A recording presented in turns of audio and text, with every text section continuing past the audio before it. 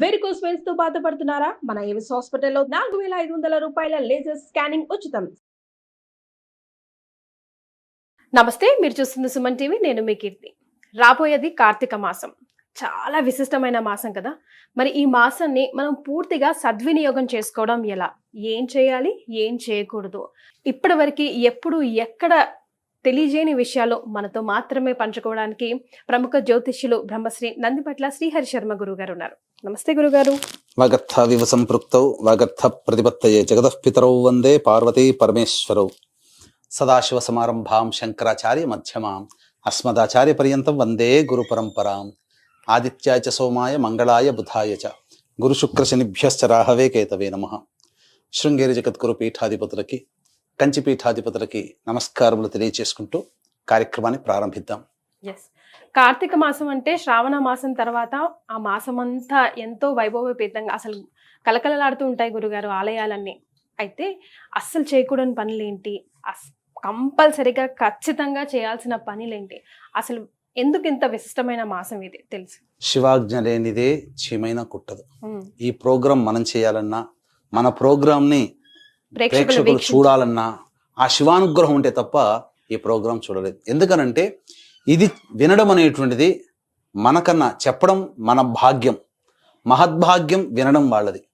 ఎందుకనంటే ఈ యొక్క కార్యక్రమాన్ని ఆశాంతం వీక్షించండి. ఇందులో అమూల్యమైనటువంటి విషయాలు. ఎందుకనంటే అన్ని రోజులు మనవి కావన్నట్టుగానే అన్ని వేళలు మనవి కావు. కొంత దైవానికి అర్పణం చేసేటుంటాయి. తెలిసి చేసినా తెలియక చేసినా పాపము పాపమే, అందులో సందేహమే లేదు. కాబట్టి ఈ కార్తీక మాసములో అంటే మనకున్నటువంటి గొప్ప మాసాలమ్మ మాఘమాసం, ఆశ్వీజ మాసం, కార్తీక మాసం, మార్గశిర మాసం. ఈ 4 మాసాలు అత్యద్భుతమైనటువంటి, అంటే నియమనిష్టలకి ఆలవాలమైనటువంటి మాసములు. కాబట్టి ముఖ్యంగా కార్తీక మాసంలో చాలా మంది అనుకుంటారు మన దగ్గర ఈశ్వరుని ఆరాధిస్తారు, కానీ నార్త్ సైడ్ ఈశ్వరుని ఆరాధించేది శ్రావణ మాసం. అందుకని ఇక్కడ ఈ కార్తీక మాసంలోనే ఏకాదశి రోజున మేల్కొన్నటువంటి నిద్రపోయినటువంటి విష్ణుమూర్తి భగవానుడు ఈ కార్తీక మాసంలో ఏకాదశి రోజున మేల్కొంటాడు. ఉత్థాన ఏకాదశి అని అంటారు. అందుకనే విష్ణుపరమైనటువంటి ఈ యొక్క సన్యాసులు చాతుర్మాస్య వ్రతాన్ని ఆచరించి తొలి ఏకాదశి రోజున మొదలుకొని ఉత్థాన ఏకాదశి వరకు చాతుర్మాస్యాన్ని ఆచరిస్తారు. అంటే ఆషాఢం కదా, శ్రావణం, భాద్రపదం, ఆశ్వీజం, కార్తీకం 4 నెలలు. అలాగే ఈశ్వరుని ఆరాధన చేసేవాళ్ళు కూడా ఈ యొక్క కార్తీక పౌర్ణమి నాడు, ఆషాఢ పౌర్ణమి నుంచి కార్తీక పౌర్ణమి వరకు చాతుర్మాస్య దీక్ష అనేటువంటిది ఉంటుంది. ముఖ్యంగా విష్ణువుకు సంబంధించినటువంటిది, ఈశ్వరునికి సంబంధించింది. శివభేదము అనేటువంటిది లేదు, కేశవ భేదం అనేది లేదు. అందరూ ఒకరే. శివాయ విష్ణు రూపాయ శివరూపాయ విష్ణువే, శివస్య హృదయం విష్ణు విష్ణుశ్చ హృదయం శివ. కాబట్టి ఇక ఆలస్యం చేయకుండా అసలు విషయానికి వచ్చేద్దామమ్మా. ఈ కార్తీక మాసంలో కొన్ని నియమాలు పాటించాలి. ముఖ్యంగా ప్రతిరోజు కూడాను బ్రహ్మ ముహూర్తమందు స్నానం ఆచరించి, అనగా 3 గంటలకే లేచి కాలకృత్యాదులు తీర్చుకొని 4 గంటల కల్లా ఇంట్లో కూర్చొని దీపారాధన చేసి సూర్యోదయం లోపల ఈశ్వరాభిషేకం వీలైతే కంప్లీట్ చేసుకోండి. ఫస్ట్ పాయింట్, సూర్యోదయం లోపల అంటే 5:30 కల్లా మేము చేస్తాము, లేస్తాము, అయిపోతుంది, గబగబా లేచి చేసుకుంటాం, కుదరదా గురుగారు? బ్రహ్మ ముహూర్తం అది నియమంగా పాటించగలం. ఎందుకంటే మనుషులు అనేటి వాడు ఎంతో కష్టపడుతున్నాడు ఈ రోజుల్లో. డబ్బు సంపాదన కోసం కానీ, ఉద్యోగం కోసం కానీ, పిల్లల చదువులైతేనేమి, ఏదైతేనేమి, ప్రతి దాంట్లో కూడా ఉరుకుల పరుగుల జీవితం. ఎందులో కూడా దైవానుగ్రహం కలగట్లేదు. కానీ భోళాశంకరుడు, చెబ్బెడు నీళ్లు పోస్తే సంతోషపడే శంకరుడు కోరిన వరాలు ఇలాగే ఇచ్చేసేస్తాడు. ముందు వెనక ఆలోచన చేయడు, ఆయన్ని సంతృప్తి పరచడం. కాబట్టి ఆయనకు సంబంధించినటువంటి కార్తీక మాసంలో ప్రతిరోజు కూడా ఈ చెప్పిన విధానంగా చేస్తే మంచిది.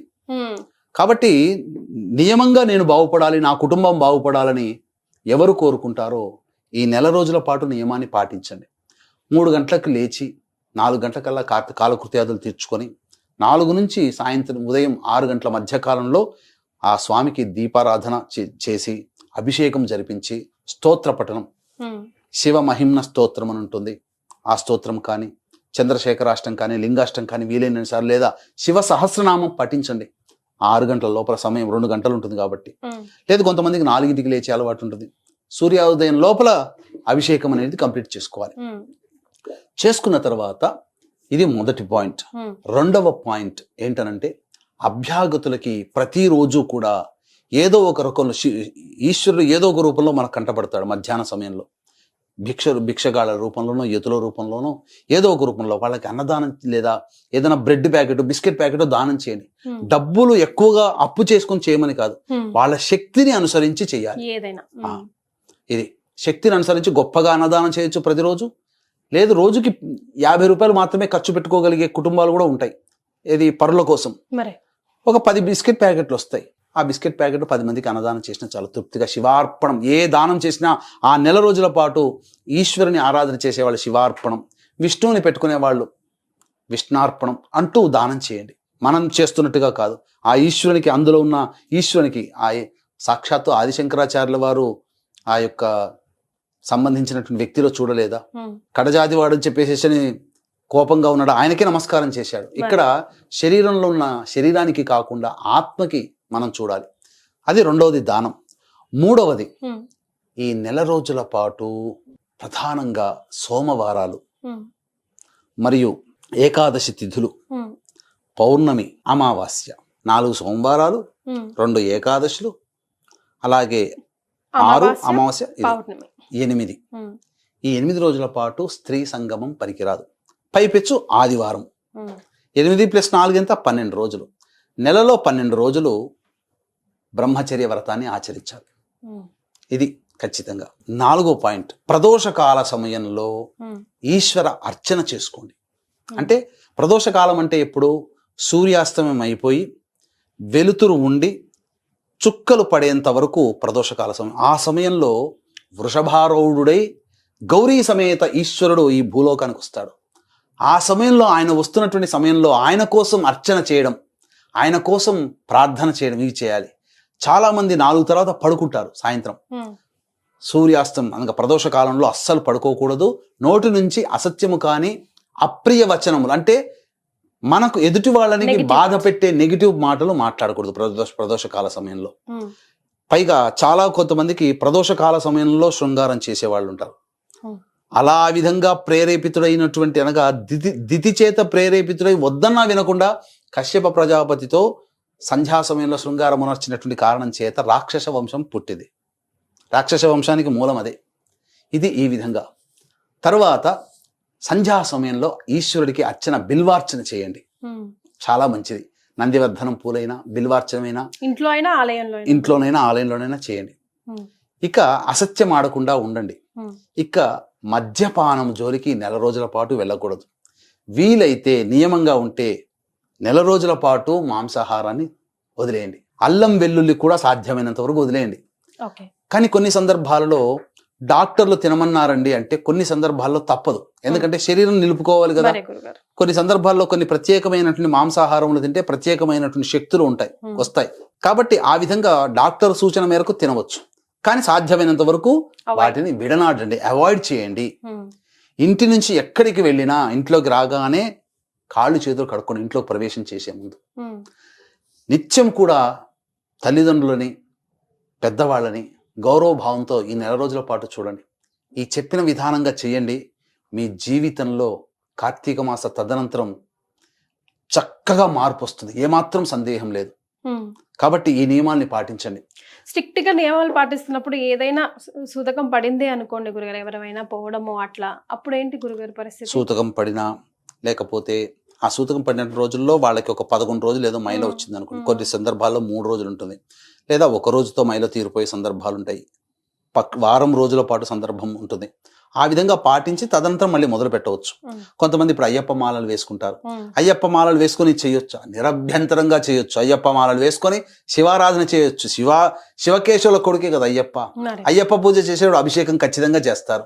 ఇక మరి తప్పకుండా అయ్యప్ప మాలలు వేసుకున్న వాళ్ళు తప్పకుండా శివారాధన చేయాల్సిందే, ఇక తప్పదు. గురుగారు, కార్తీక మాసంలో సుబ్రహ్మణ్య స్వామికి కూడా విశేషంగా పూజలు చేస్తారంట కదా గురుగారు? అవునమ్మా, శివకేశవులకే కాకుండా. ఎందుకనంటే సుబ్రహ్మణ్య స్వామి యొక్క నక్షత్రం ఏంటి? కృత్తికా నక్షత్రం. కాబట్టి పౌర్ణమి నాడు, కార్తీక పౌర్ణమి నాడు, కార్తీకం అనేటువంటి మాసానికి రావడం గల కారణం పౌర్ణమి రోజున కూడా కొన్ని సందర్భాల్లో కృత్తికా నక్షత్రంతో వచ్చిన పౌర్ణమి విశేషం. కృత్తికా నక్షత్రంతో వస్తుంది, అందుకని దీనికి కార్తీక పౌర్ణమి అనే పేరు కూడా వచ్చింది. కృత్తికా నక్షత్రంలో కుమారస్వామి జన్మించాడు కాబట్టి ఈ యొక్క కుమారస్వామికి సంబంధించిన మాసం కూడా చెప్పబడి ఉంది. వివాహం కావలసినటువంటి అబ్బాయిలైనా అమ్మాయిలైనా ఈ కార్తీక మాసంలో మంగళవారం రోజున నాగుల చవితి, నాగుల పంచమి, అలాగే సుబ్రహ్మణ్య షష్ఠి, ఈ 3 రోజులు, పౌర్ణమి ముందు అమావాస్య ముందు, ఈ 6 రోజులు, 4 మంగళవారాలు, మొత్తం 10 రోజులు వస్తాయి. వీటిట్లో మళ్ళీ కార్తీక పౌర్ణమి మొత్తం 11. ఈ 11 పర్వదినాలలో ఏది నాగుల చవితి, నాగుల పంచమి, సుబ్రహ్మణ్య షష్ఠి, మంగళవారాలు 4, 3 3 6 6 4 10 ప్లస్ పౌర్ణమి 11. సుబ్రహ్మణ్య స్వామి దేవాలయంలో స్వామివారికి ఆవు పాలు, ఆవు నెయ్యి, తేనె, ఈ 3టితో అభిషేకం జరిపించి చలివిడి నైవేద్యంగా పెట్టాలి. సుబ్రహ్మణ్య స్వామి దేవాలయాలు ఉండవండి, రావి చెట్టు దగ్గర కింద ఎక్కడో ఒక చోట సుబ్రహ్మణ్య స్వామి విగ్రహం ఉంటుంది కదా, లేదు పాము పుట్టలు ఉంటాయి కదా, పాము పుట్టల చుట్టూనైనా కానీ ఓం మానసాదేవి అయిన నమః అన్నా కానీ, లేదా ఓం సుబ్రహ్మణ్య స్వామినే నమః అనుకుంటూనైనా కానీ ప్రదక్షిణలు చేసి ఈ యొక్క నాగుపాముల, జంట నాగుపాముల విగ్రహానికైనా, సుబ్రహ్మణ్య స్వామి దేవాలయానికైనా ఈ చెప్పిన విధంగా 3 ద్రవ్యాలతో అభిషేకం జరిపించి చలివిడి నైవేద్యంగా పెట్టినట్లయితే కుజదోషములు తొలగిపోయి, వివాహ ప్రయత్నాల్లో ఆటంకాలు తొలగిపోయి చక్కగా సంబంధం కుదురుతుంది. అందులో ఏమాత్రం సందేహం లేదు. ఇక వీక్షించేటువంటి ప్రేక్షకులకి గమనిక, ఈ కార్తీక మాసం నవంబర్ 2వ తారీఖు రోజు నుంచి మొదలై డిసెంబర్ 1వ తారీఖు వరకు ఉంటుంది. ఈ నెల రోజుల పాటు మా పీఠం ఆధ్వర్యంలో మహన్యాసపూర్వక రుద్రాభిషేకాదులు నిజాయితీగా, సశాస్త్రీయంగా జరిపించడం జరుగుతుంది, పంచసూక్త విధానంగా. కాబట్టి గోత్రనామాల నమోదుకి కార్యక్రమ తదనంతరం కాంటాక్ట్ చేసి వివరాలు తెలుసుకోవచ్చు. అలాగే కార్తీక పౌర్ణమి సందర్భంగా త్రిపురాంతక క్షేత్రంలో జాతకరీత్యా కలుగు వివిధ సమస్యల నివారణకి సర్వదోష నివారణ హోమాదులు అనేటువంటివి జరిపించడం జరుగుతుంది. అవకాశం ఉన్న వాళ్ళు కేవలం పర్ హెడ్ 1500 రూపాయలకి చేయించడం జరుగుతుంది. కార్యక్రమ తదనంతరం కాంటాక్ట్ చేసి పూర్తి వివరాలు తెలుసుకోవచ్చు. ఇక ముఖ్యంగా ఆఖరిగా ఒక్క మాటమ్మ, ఈ కార్తీక మాసం నెల రోజుల పాటు అవకాశం కుదిరినప్పుడల్లా ఓం అరుణాచలేశ్వరాయ నమః, ఓం అరుణాచలేశ్వరాయ నమః, ఓం అరుణాచలేశ్వరాయ నమః అంటూ జపం చేసుకోవాలి. ఎందుకంటే శివాయ నమః, శివ పంచాక్షరి జపం 5 కోట్లు చేస్తే ఎంత ఫలితమో ఒక్క అరుణాచలేశ్వరాయ నమః అనుకుంటే అంత ఫలితం వస్తుంది. కాబట్టి అరుణాచలేశ్వరాయ నమః అంటూ ఈ యొక్క సంబంధించినటువంటి విధి విధానాన్ని ప్రతిరోజు జపం చేసుకోండి.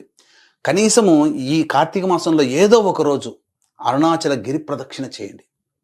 చాలా విశేషం, చాలా విశేషం. కనీసము చేయలేని పక్షంలో ఆ యొక్క అరుణాచలేశ్వరుని యొక్క వైభవాన్ని వింటూ ఆ గిరి ప్రదక్షిణ చేసినట్టుగా ఊహించుకోండి చాలు. ఆ ఊహ మాత్రం చేతనే పరమేశ్వరుడు అనుగ్రహిస్తాడు. కానీ ఈ ధ్యానం చేసేటప్పుడు ఎప్పుడూ కూడా కాన్సన్ట్రేషన్ అనేది తొలగిపోకూడదు. ఆ సందర్భంలో ప్రదక్షిణ చేసి ఆ ఊహించుకునే సందర్భంలో ఇది చాలా కార్తీక మాసంలో సులభంగా ఈశ్వరానుగ్రహం కలగడానికి. ఇక అవకాశం కుదిరినప్పుడల్లా ఈ నెల రోజుల పాటు ఇంట్లో అభిషేకంతో పాటు దేవాలయంలో కూడా వెళ్ళి అభిషేకము, అర్చన ఇట్లాంటి వీలు కుదిరినప్పుడల్లా చేసుకుంటే ఇంకా విశేషమైన ఫలితం కలుగుతుంది. గురుగారు, ఇప్పుడు దానాలు చేయాలి అంటారు కార్తీక మాసంలో, ముఖ్యంగా దీపదానం గురించి చెప్తూ ఉంటారు. ఆ దానం ఎప్పుడు ఎలా చేయాలి, అలాగే కార్తీక స్నానాలు కూడా చెప్తూ ఉంటారు. మళ్ళేమో వనభోజనాలు కూడా, ఇవి కూడా చాలా ఇంపార్టెంట్ గా చెప్తూ ఉంటారు. పర్ఫెక్ట్ గా అసలు మేము ఎలా చేయాలి మాకందరికి వీలయ్యే విధంగా? మనకు సముద్ర స్నానం అనేటువంటిది అన్ని సందర్భాలలో కుదరదు, చేయకూడదు కూడా. ప్రత్యేకించి మాఘ పౌర్ణమి, కార్తీక పౌర్ణమి రోజున ఈ సముద్ర స్నానానికి శాస్త్రం అంగీకరిస్తుంది. కాబట్టి సముద్ర తీర ప్రాంతం దగ్గరలో ఉన్నవాళ్ళు లేదా సముద్రానికి వెళ్ళినటువంటి వాళ్ళు కార్తీక పౌర్ణమి రోజున సముద్ర స్నానం ఆచరించండి. కనీసం నెలలో, ఈ యొక్క కార్తీక మాసం నెలలో ఒక్కసారైనా కానీ నదీ తీరంలో స్నానం ఆచరించండి. ఇక నదీ తీరం దగ్గర ఉన్నటువంటి ప్రాంత వాస్తవ్యుల యొక్క అదృష్టం చెప్పనలవి కానిది. మనలాంటి వాళ్ళ పరిస్థితి అన్నప్పుడు కనీసం ఒక్కసారైనా నది దగ్గరికి వెళ్ళాలి. లేని పరిస్థితుల్లో మనం సప్త నదుల నుంచి తెచ్చుకున్న నీరు అయితే ఉంటుంది కదా, ప్రతి ఇంట్లో గంగా నీరు అయితే ఉంటుంది కదా, కనీసం ప్రతిరోజు ఒక 5 చుక్కలైనా ఆ యొక్క స్నానం చేసే బకెట్లో వేసుకుని, లేదా ఒక చెంబులో వేసుకొని మొట్టమొదటి చెంబు ఆ నీటిని మనం శిరస్సు మీద జల్లుకుంటే చాలు. ఇది ఈ విధంగా చేయాలి. ఇక దానము విషయంకి వచ్చేసరికి ఈ దానం అనేటువంటిది ముఖ్యంగా కార్తీక మాసంలో దీపదానం చేయాలి.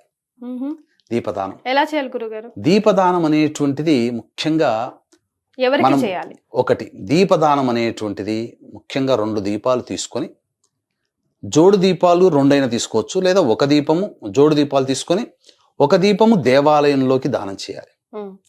ఇంకొక దీపం బ్రాహ్మణుడికి దానం చేయాలి.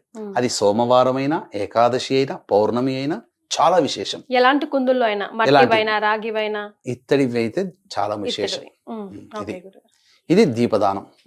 తరువాత ఉసిరిక దానం కూడా చేయాలి.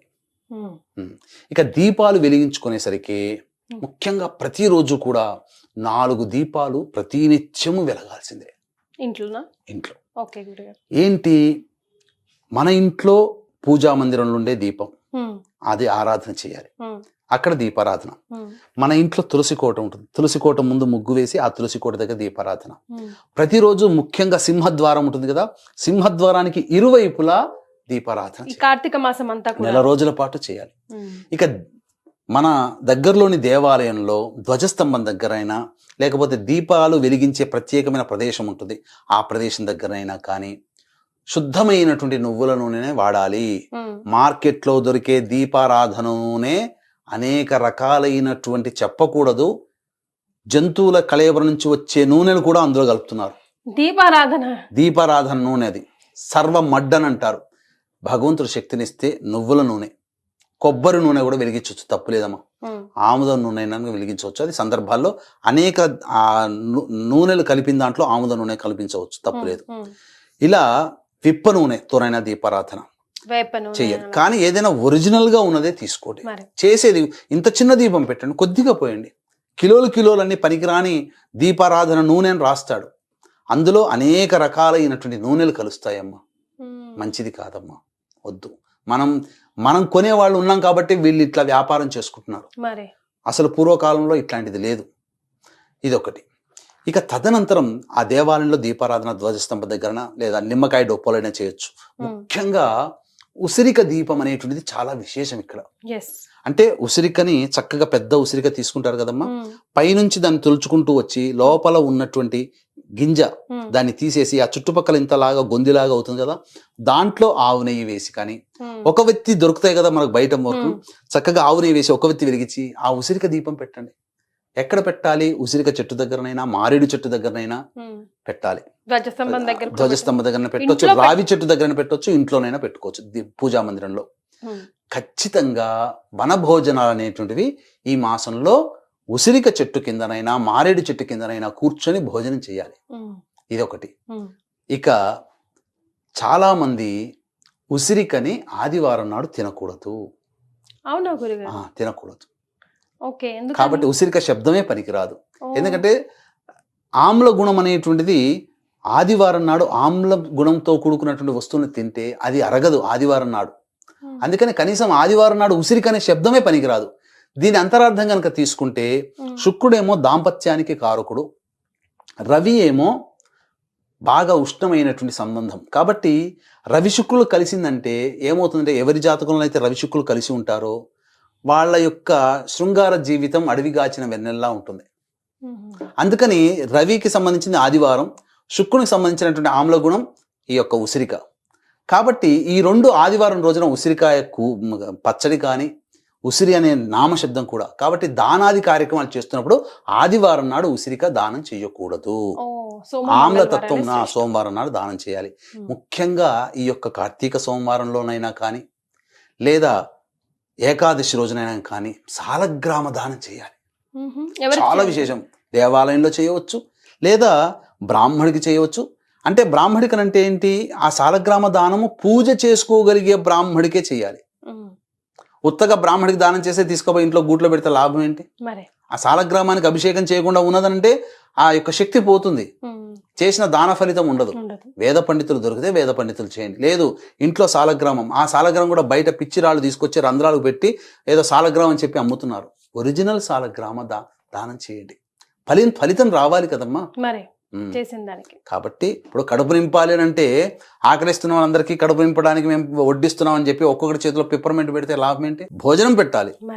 మరి అట్లాగే మనం చేసేటువంటిది మంచిది, సశాస్త్రీయంగా చేయాలి. లేదు దేవాలయంకి దానం చేయండి. ఎందుకంటే దేవాలయంలో నిత్య అభిషేకాలు ఉంటాయి. అక్కడ సాలగ్రామం చేస్తే ఆ సాలగ్రామం స్వామివారి పాదాల దగ్గర ఎక్కడొక్కడ పెడతారు. కాబట్టి అక్కడ నిత్యం అభిషేకం అవుతుంది ఆ స్వామివారి మూర్తితో పాటుగా. కాబట్టి ఈ విధంగా సాలగ్రామ దానం చేయండి, దీపదానం చేయండి. బ్రాహ్మడికి చేయవచ్చు, లేదా దేవాలయంలోనైనా చేయవచ్చు దీపదానం. ఈ విధంగా చేస్తే చాలా మటుకు మంచి జరుగుతుంది. ముఖ్యంగా ఈ కార్తీక మాసంలోనే నాగుల పంచమి, సుబ్రహ్మణ్య షష్ఠి, నాగుల చవితి వస్తాయి. ఖచ్చితంగా వీక్షించేటువంటి సుమన్ టీవీ ప్రేక్షకులు ఖచ్చితంగా ఈ యొక్క 3 రోజుల పాటునైనా నాగదేవత ఆరాధన చేయండి. సుబ్రహ్మణ్య స్వామి కానీ, జంట నాగుపాముల విగ్రహాన్ని కానీ, పాము పుట్టలో కానీ ఇక పులోమని పోయి లీటర్ల కొద్ది పాలు పోయకూడదు. జస్ట్ ఒక 2 చెంచాలు 3 చెంచాలు పోస్తే చాలు. ఇక ఆ చుట్టుపక్కల పటాకులు కాల్చడము, సాంగ్స్ పెట్టుకుని చేయడం అనేటువంటిది ఆ పాములకి భయం కలిగిస్తుంది. అవి చెయ్యకూడదు. ఎందుకు నాగదేవత ఆరాధన చెయ్యాలి అంటే, మన యొక్క వంశాభివృద్ధి జరగాలి అనంటే నాగదేవత ఆరాధన ఉండాలి. అందుకని సుబ్రహ్మణ్య స్వామికి ప్రత్యేకించి ఈ కార్తీక మాసంలో ఎందుకు చేస్తారంటే, మనం వంశాభివృద్ధి అంటే ఏంటి, మళ్ళీ ఇంకొక పురుష సంతానం మన కుటుంబంలో పుట్టి ఆ పురుషుడి ద్వారా మన కుటుంబ వంశం ముందుకు జరుగుతూ ఉంటుంది. ఆడపిల్లలు 2 ఉన్నారనుకోండి, పెళ్ళవుతుంది, ఆ యొక్క వెళ్ళినటువంటి కుటుంబంలో గోత్రనామాలకి దానం చేయబడుతుంది, కాబట్టి అక్కడ వంశాభివృద్ధి అవుతుంది. కాబట్టి మన వంశం కూడా ముందుకు జరగాలంటే ఖచ్చితంగా సుబ్రహ్మణ్య స్వామి లేదా నాగదేవత ఆరాధన, ఈ చెప్పినటువంటి నాగుల చవితి, నాగుల పంచమి, సుబ్రహ్మణ్య షష్ఠి ఈ విధానంగా చేసుకోవచ్చు. నాగుల పంచమి రోజు కూడా ఒక విశేషం ఉంది. ఈ నాగుల పంచమి రోజున చేయాల్సినటువంటి పూజా విధానం గురించి మరొక వీడియోలో ఖచ్చితంగా తెలుసుకుందాం. ఆ వీడియో వచ్చేందుకు వెయిట్ చేయండి. నాగుల పంచమి ఈ యొక్క అమ్మవారికే కాకుండా, అనగా నాగదేవతకి కాకుండా ప్రత్యేకమైనటువంటి దేవతారాధాన్ని మీకు తెలియజేస్తాను. కానీ ఈ వీడియో ద్వారా మేమంతా ఎంతో అదృష్టం చేసుకున్నాం గురుగారు. కార్తీక మాసంలో అసలు ఏమేం చేయాలి అన్నది భలేగా తెలియజేశారు. ధన్యవాదాలు. సర్వం శ్రీ ఉమామహేశ్వర పరబ్రహ్మార్పణమస్తు.